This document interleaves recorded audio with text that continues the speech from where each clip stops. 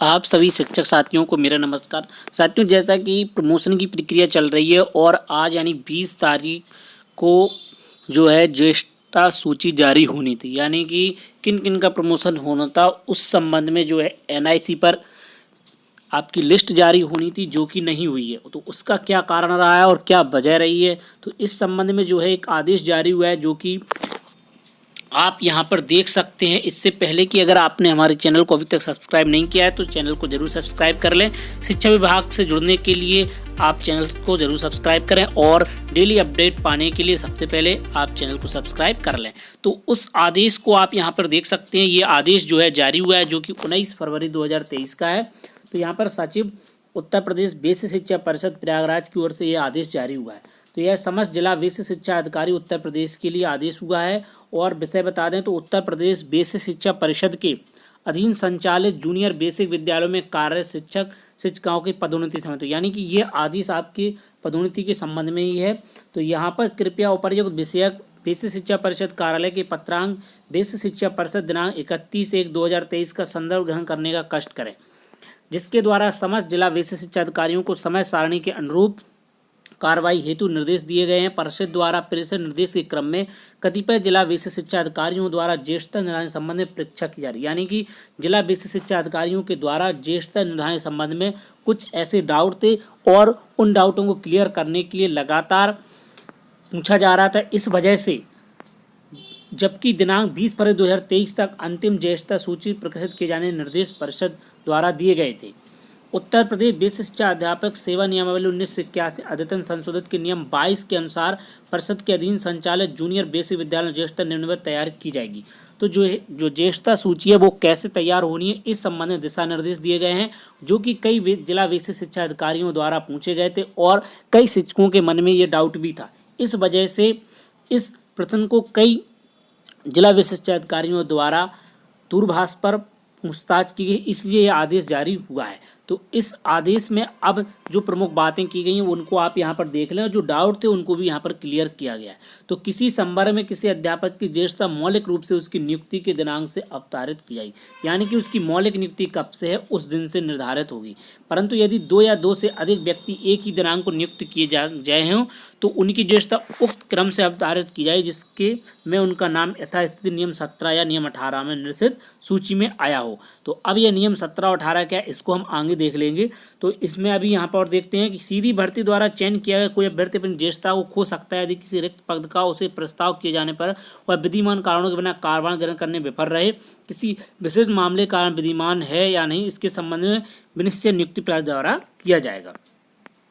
दूसरा है किसी अध्यापक जिसे नियम 21 के उपलब्धों के अनुरूप एक स्थानीय क्षेत्र से दूसरे स्थानीय क्षेत्र में स्थानांतरित कर दिया गया हो तो ज्येष्ठता में उनका नाम स्थानांतरण का आदेश जारी किए गए दिनांक को उस स्थानीय क्षेत्र से जिसमें से उसका स्थानांतरण किया गया हो संबंधित तथा स्थानिक वर्ग या श्रेणी के अध्ययन सूची में सबसे नीचे रखा जाएगा। ऐसा व्यक्ति किसी प्रकार का हकदार नहीं, यानी कि जो ट्रांसफर होने पर आपकी ज्येष्ठता चली जाती है, यहाँ पर उसकी बात की जा रही है। तो बेसिक शिक्षा परिषद कार्यालय के पत्रांक दिनांक 31/1/2023 द्वारा अंतिम ज्येष्ठता सूची को राष्ट्रीय सूचना विज्ञान केंद्र उत्तर प्रदेश लखनऊ द्वारा विकसित पोर्टल पर दिनांक 20 फरवरी तक प्रसारित किए जाने निर्देश दिए गए थे, जो कि अब दिनांक 27/2/2022 तक इसको बढ़ाया जा रहा है।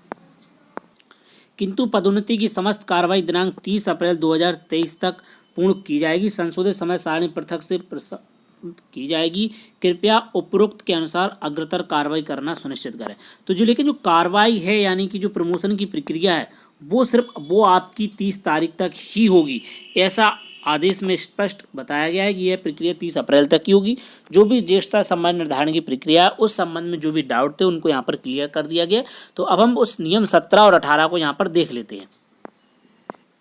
तो जो नियम 17 है वो क्या कहता है, वो कहता है किसी भाषा से भिन्न विषय पढ़ाने के लिए किसी पद पर सीधी भर्ती की प्रक्रिया यानी procedure for direct recruitment to post for teaching subject other than language चयन समिति यथास्थिति नियम 14 के उपनियम 6 या नियम 15 के उपनियम 2 में निर्दिष्ट सूची के आधार पर अभ्यर्थी चयन करने के लिए विचार करेगी। वह उस क्रम में जिसमें उनका नाम उक्त सूची में हो। चयनित अभ्यर्थी एक सूची तैयार की जाएगी। यदि 2 या 2 से अधिक अभ्यर्थियों गुणवत्ता अंक बराबर हो तो अधिक आयु वाले अभ्यर्थियों नाम सूची में रखा है। इसका तात्पर्य है कि यदि एक से अधिक अध्यापकों का मौलिक नियुक्ति तिथि समान है तो उस भर्ती की नियुक्ति के समय की चयन सूची से वरिष्ठता निर्धारण की जाएगी। जिस भर्ती के अंतर्गत आपका चयन हुआ है संबंधित भर्ती चयन सूची आपके गुणवत्ता अंक चयन का आधार आयु नाम का, यानी कि आपकी जो चयन सूची जारी हुई थी यानी सिलेक्शन के समय, तो उसके आधार पर भी इस प्रक्रिया को आगे बढ़ाया जा सकता है। यदि एक से अधिक अध्यापकों का मौलिक नियुक्ति समान हो जाए तभी, तो उस भर्ती की नियुक्ति के समय की चयन सूची में जो आपकी वरिष्ठता होगी उसके आधार पर इसका सॉल्यूशन किया जाएगा, यानी कि उसके हिसाब से भी आपकी जो है वरिष्ठता सूची बनाई जा सकती है, ऐसा इस आदेश में कहा गया था। तो अब उसके हिसाब से भी ये वरिष्ठता सूची बनाई जा सकती है। अगर मौलिक नियुक्ति तिथि समान है तभी ऐसा संभव, तभी इस बात को यहाँ पर क्लियर किया गया है कि गुणवत्ता अंक चयन का आधार जो है उसी के अकॉर्डिंग होगा जिस भर्ती के अंतर्गत आपका चयन हुआ है। संबंधित भर्ती चयन सूची आपके गुणवत्ता अंक आयु नाम के प्रथम लेटर आदि से बनती है। ये बात यहाँ पर की है। तो अब यहाँ पर नियम 18 को देखते हैं। तो नियम 18 पदोन्नति द्वारा भर्ती प्रक्रिया यानी procedure for recruitment by promotion. नियम 5 खंड खामे से पद पर पदोन्नति द्वारा भर्ती अनुपयुक्त का अस्वीकार करते हुए ज्येष्ठता के आधार पर नियम 16 के अधीन गठित चयन समिति के माध्यम से की जाएगी।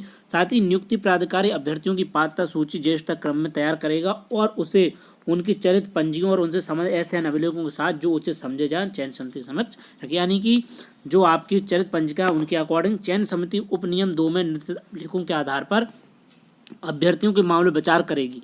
चयन समिति चयनित अभ्यर्थियों की सूची ज्येष्ठता क्रम में जैसा कि उपनियम 2 में पात्रता सूची से प्रकट हो तैयार करेगी और उसे नियुक्ति प्राधिकारी को अग्रसर करेगी। तो इस प्रकार से नियम 17 और 18 यहाँ पर क्लियर किए गए हैं। तो और एक बार उस आदेश को भी यहाँ पर फिर से देख लेते हैं।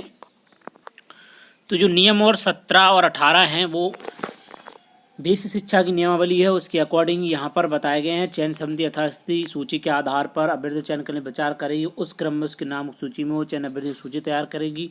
यदि 2 या 2 से गुणवत्ता अंक बराबर हो तो अधिक आयु वाले अभ्यर्थी का नाम ऊपर रखा जाएगा। तो इस प्रकार से इसमें इस बात को यहाँ पर क्लियर किया गया है और 18 को भी यहाँ पर क्लियर कर दिया गया है। अब आप नियम 17 और 18 को आप अच्छे से समझ चुके होंगे। तो नियम 17 और 18 के अकॉर्डिंग अब ये पदोन्नति की प्रक्रिया को आगे बढ़ाया जाएगा और पदोन्नति की जो लिस्ट है अब 20 तारीख की बजाय 27 फरवरी को जारी होगी। तो अब आप उस डेट तक इंतज़ार आपको करना होगा, लेकिन आपकी जो पूरी प्रक्रिया है वो 30 अप्रैल तक पूरी की जाएगी, ऐसा इस आदेश में भी कहा गया है। यहाँ पर आप देख सकते हैं उस आदेश को। तो यहाँ पर 27/2/2022 तक इसको बढ़ाया गया। अब यानी कि 27 फरवरी को आपकी लिस्ट जारी होगी, लेकिन जो आपकी पदोन्नति की समस्त कार्रवाई है वो 30 अप्रैल 2023 तक पूरी कर ली जाएगी।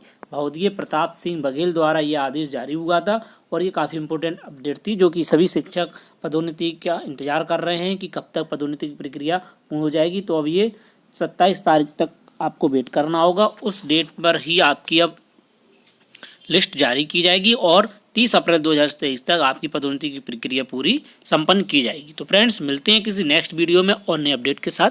जय हिंद।